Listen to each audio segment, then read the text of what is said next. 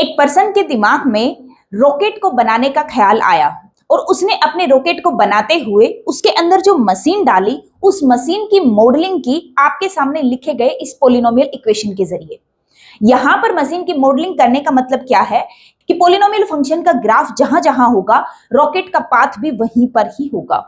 ठीक है, जहां पर आपका जो वेरिएबल है x, वो बताता है डिस्टेंस ऑन ग्राउंड, कि ग्राउंड के ऊपर डिस्टेंस कितनी है। रॉकेट को बनाने के बाद उस पर्सन के दिमाग में ये सवाल आया कि ग्राउंड पर कितनी डिस्टेंस कवर होने के बाद रॉकेट वापस से ग्राउंड को हिट करेगा। हेलो बच्चों, मैं डॉक्टर पूजा यादव और आज का लेक्चर इसी इंटरेस्टिंग सवाल से लेकर आई हूं मैं आपके सामने, जो कि एक प्रैक्टिकल एप्लीकेशन है आपके क्वाड्रेटिक इक्वेशन और कॉम्प्लेक्स नंबर्स का। यहां पर आपको दोनों चीजों का पता चलेगा कि कॉम्प्लेक्स नंबर और क्वाड्रेटिक इक्वेशन आपस में एक दूसरे से किस तरह से जुड़े हुए होते हैं और ये जुड़ाव फिजिकल वर्ल्ड में क्या इंपॉर्टेंस दिखाता है और आपको दूसरे वर्ल्ड में कहां तक लेकर जाता है। लेकिन लेक्चर को शुरू करने से पहले मेरी आपसे रिक्वेस्ट है, मेरे चैनल को जिन्होंने सब्सक्राइब नहीं किया है प्लीज जाके वो मेरे चैनल को सब्सक्राइब कर लीजिए। अगर मेरी वीडियो आपको अच्छी लगे, आपको इंफॉर्मेटिव लगे कि हाँ मैडम अच्छा इंफॉर्मेशन प्रोवाइड कर रही है, अच्छी नॉलेज आपको दे रही है, तो प्लीज ये वीडियो दूसरे बच्चों तक सर्कुलेट कीजिए ताकि और बच्चों को भी इसकी नॉलेज हो सके। ठीक है, तो वापस आते हैं हम अपने सवाल पर। सवाल ये था कि उस पर्सन ने रॉकेट तो बना दिया और रॉकेट बना के उसकी मॉडलिंग भी इस इक्वेशन की हेल्प से कर दी, और फिर मॉडलिंग करने के बाद अब सवाल उसके दिमाग में ये चल रहा है कि ये इतने ग्राउंड के ऊपर वापस हिट कब करेगा। मतलब जो है ये ग्राउंड है आपका और ये आपका वो रॉकेट है जो उसने बना दिया है। अब ये रॉकेट जो है ये आप ये इंजेक्ट हो जाएगा, ये इस तरीके से ऊपर की तरफ चला जाएगा। तो ये आपका ग्राउंड है, यहाँ पर हम x इज इक्वल टू 0 से हम स्टडी करेंगे और ये आपका जो है हम इसको कंसिडर कर लेंगे कि ये आपकी y एक्सिस है और ये आपकी x एक्सिस है।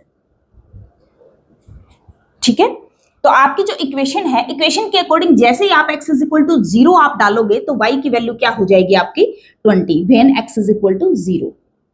ठीक है, तो जो आपका रॉकेट है वो आपका 20 वैल्यू से स्टार्ट होगा प्रोजेक्ट होना और इस तरीके से आपका चला जाएगा। ठीक है, फाइंड आउट ये करना है कि वो वापस से आके ग्राउंड को हिट कब करेगा। अब आपको एक बात अच्छे से पता है कि जब वो वापस आके ग्राउंड को हिट करेगा तो y की वैल्यू आपकी क्या हो जाएगी 0। इसका मतलब हमें y की वैल्यू 0 निकालनी है। तो y की वैल्यू 0 मतलब x square plus 6x plus 20 is equal to 0। अब आपको पता है ये क्वाड्रेटिक इक्वेशन फॉर्म हो गई है और क्वाड्रेटिक इक्वेशन होने के बाद आपको पता है उसके रूट्स निकलेंगे और रूट्स किसके ऊपर डिपेंड करेंगे, डिस्क्रिमिनेंट के ऊपर डिपेंड करेंगे। तो सबसे पहले हम डिस्क्रिमिनेंट निकालेंगे जो कि होता है B square minus 4ac। B square आपका क्या होगा 36, 6 का स्क्वायर माइनस 4ac, ए क्या है 1 और सी क्या है 20, 80 which is equal to minus 44। ठीक है, डी आपका आ गया। रूट्स हमें निकालने हैं, x is equal to minus b मतलब minus 6 plus minus square root of d minus 44 over 2। A यहाँ पे क्या है 1। ठीक है, which is equal to minus 6/2 plus minus यहां से इसको क्या लिखोगे आयोटा स्क्वायर रूट ऑफ 44। 44 क्या होता है 4 मल्टीप्लाई 11, 4 बाहर जाएगा, ये क्या बन जाएगा 2 ओवर 2। तो ये क्या रूट्स आएंगे -3 plus minus iota square root 11। तो दो रूट्स आए -3 प्लस आयोटा स्क्वायर रूट 11 और एक आया -3 minus iota square root of 11। ठीक है, दोनों रूट यहाँ पे आप देख पा रहे हैं कि दोनों ही रूट्स हमारे कॉम्प्लेक्स आए।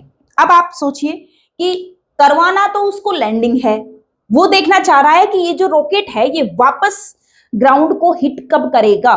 क्वेश्चन तो हमारा ये चल रहा है और हमारे जो रूट्स हैं वो निकल के आए हैं कॉम्प्लेक्स। कॉम्प्लेक्स रूट्स का यहां पर मीनिंग ये है कि फिजिकली जो रियल वर्ल्ड में जो रॉकेट है ये वापस कभी भी ग्राउंड को हिट नहीं करेगा। कॉम्प्लेक्स रूट्स का मीनिंग यही है कि ये वापस से आके ग्राउंड को कभी भी हिट नहीं करेगा। ना करने का मतलब इस मॉडलिंग की हेल्प से ये बात हमें पता चल रही है, ये मॉडलिंग ये कहना चाह रही है कि ये तो हमेशा ही उड़ता ही रहेगा। बट क्या रियल वर्ल्ड में क्या ये एक्चुअल में उड़ता ही रहेगा? आप जरा सोचिए, अगर आपने इस रॉकेट को प्रोजेक्ट कर दिया है, अगर ये चला गया है तो इसमें जब तक फ्यूल है ये तब तक ये तो चलेगा, उसके बाद इसको वापस तो आना ही पड़ेगा, आएगा ना। रियल वर्ल्ड में तो हमें पता है कि ये वापस आएगा, बट इक्वेशन के जरिए ये हमें ये बता रहा है कि ये कभी वापस आएगा ही नहीं, ये तो हिट करेगा ही नहीं।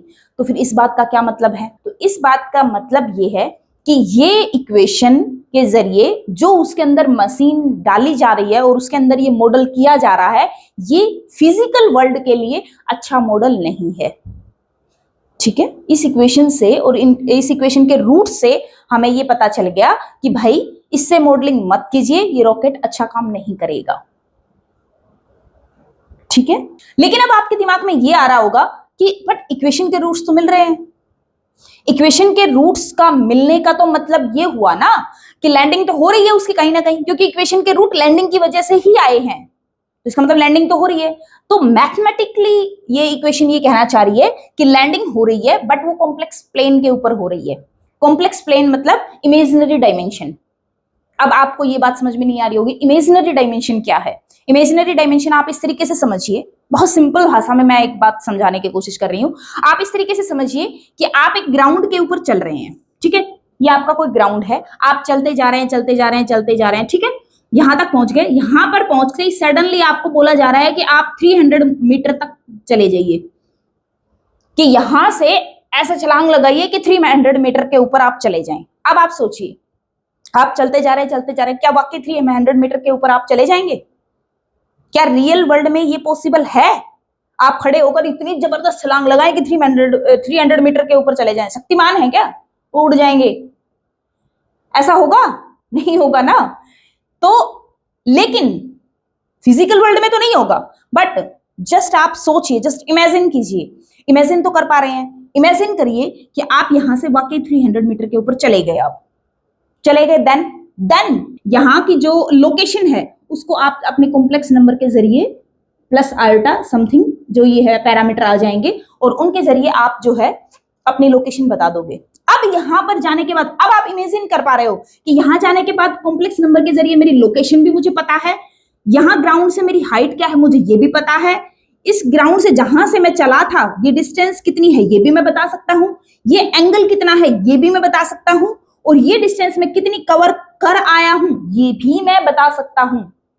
ये सारी चीजें इमेजिनेशन के जरिए आप सारी चीजें बता पा रहे हैं। बट क्या फिजिकल रियल वर्ल्ड में था? एक्चुअल में ऐसा रियल वर्ल्ड में नहीं हो पा रहा था, बट आप इमेजिन कर पा रहे हैं, इमेजिनरी चीजों को क्रिएट कर पा रहे हैं। तो इसी को कहते हैं इमेजिनरी डायमेंशन।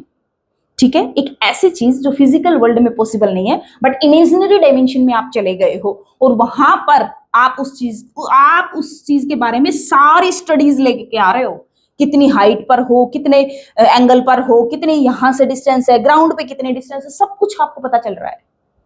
ठीक है, यहां तक की बातें समझ में आ रही हैं? इमेजिनरी डायमेंशन तक आपको बातें क्लियर हो गई होंगी। 3 बातें यहां पे निकल कर आई हैं। पहली बात, इक्वेशन के जरिए मशीनों की मॉडलिंग होती है। ठीक है, उस इक्वेशन के जरिए फिजिकल वर्ल्ड में क्या पॉसिबल है क्या पॉसिबल नहीं है ये उनके रूट्स से हमें पता चल जाता है। क्वाड्रेटिक इक्वेशन के रूट्स जब कॉम्प्लेक्स आ जाएं तो इस बात का यही मतलब है कि वो चीज जिस चीज को निकालने के लिए वो क्वाड्रेटिक इक्वेशन तक कॉम्प्लेक्स रूट्स तक हम पहुंचे हैं, इस बात का यही मतलब है कि वो चीज फिजिकल वर्ल्ड में पॉसिबल नहीं है। तो इसका मतलब ये है कि आप कॉम्प्लेक्स में चले गए हैं। कॉम्प्लेक्स में मतलब इमेजिनरी डायमेंशन में चले गए हैं। इमेजिनरी में जाके कॉम्प्लेक्स प्लेन के अंदर जाके अब आप इसकी स्टडी कर लेते हैं। अब कॉम्प्लेक्स प्लेन के अंदर जाके कौन स्टडी करता है? अब आपके जो हायर स्टडीज के जो साइंटिस्ट होते हैं वो इसको स्टडी करते हैं। कैसे स्टडी करते हैं? अब आपको पता है कि जो कॉम्प्लेक्स नंबर है वो कॉम्प्लेक्स नंबर को पोलर फॉर्म में कन्वर्ट किया जा सकता है, और ये पोलर फॉर्म में कन्वर्ट होके क्या आता है, जो इसका जो ये रियल पार्ट है ये आपका R cos of theta define करता है, और इमेजिनरी वाला जो कोफिशिएंट होता है ये आपका आर साइन ऑफ थीटा। अब आपको ये बात अच्छे से पता है, कोस और साइन ट्रिग्नोमेट्रिक फंक्शन होते हैं, और जब मैंने ट्रिग्नोमेट्री पढ़ाया था तब मैंने आपको बताया था कि वहां पर जो ट्रिग्नोमेट्रिक फंक्शंस थे वो रोटेशन मोशंस को स्टडी करते हैं। साइन और कोस का तो ग्राफ से भी आपको पता है कि इसका जो ग्राफ होते हैं वो आपको वेवी टाइप के होते हैं। जो साइन का जो ग्राफ है वो इस तरीके का होता है, कोस का ग्राफ उस इस तरीके का होता है, मतलब दोनों ही वेवी टाइप के होते हैं।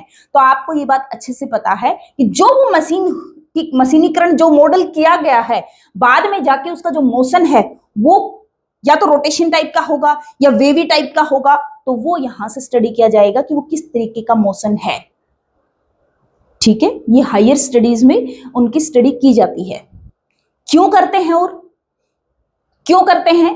क्योंकि रियल नंबर्स के पास इतनी कैपेबिलिटी या इतनी पावर नहीं होती जो वो रोटेशन मोशन को या वेव टाइप के मोशंस को रिप्रेजेंट कर सके। तो इस टाइप के मोशंस को रिप्रेजेंट करने के लिए किसकी हेल्प ली जाती है? कॉम्प्लेक्स नंबर्स की हेल्प ली जाती है। और ये जो हेल्प ली जाती है, इसके जरिए इस तरीके के मोशंस को स्टडी किया जाता है। ठीक है, और आपको पता है इस तरीके के मोशंस बहुत सी जगह काम आते हैं, बहुत सी मशीनी लेवल्स के ऊपर काम आते हैं। जो आपके वोकल जो इंस्ट्रूमेंट होते हैं, जहां पे सिग्नल्स जो मिलते हैं या जिनके अंदर वॉइस प्रोड्यूस होती है, उनमें तो हर एक जगह इस तरीके के मोशंस मिलते हैं और उनको स्टडी किया जाता है। ठीक है, तो इसका मतलब ये हो गया कि जो फिलहाल आप 11th क्लास में जो आप कॉम्प्लेक्स नंबर और क्वाड्रेटिक इक्वेशन पढ़ रहे हैं वो ऐसे ही नहीं है, उसका एक इंपॉर्टेंस है। और फिलहाल आप बहुत बेसिक लेवल की चीज पढ़ रहे हैं, इससे एडवांस बहुत कुछ है कॉम्प्लेक्स के अंदर। ठीक है, जिसकी हेल्प साइंटिस्ट लेते हैं।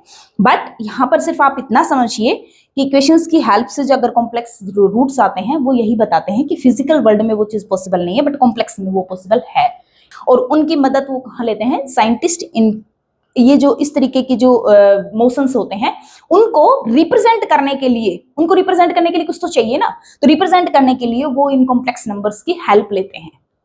ठीक है, और उसके बाद उन मोशंस को स्टडी किया जाता है। आई होप आपको ये एग्जांपल बहुत अच्छा लगा होगा, समझ में भी आया होगा। अगर आपको रियली बहुत अच्छे से समझ में आया है तो मुझे कमेंट बॉक्स में जरूर बताइए कि आपको अच्छा लगा है। ठीक है, thank you for watching my videos. Please like, share and subscribe my channel.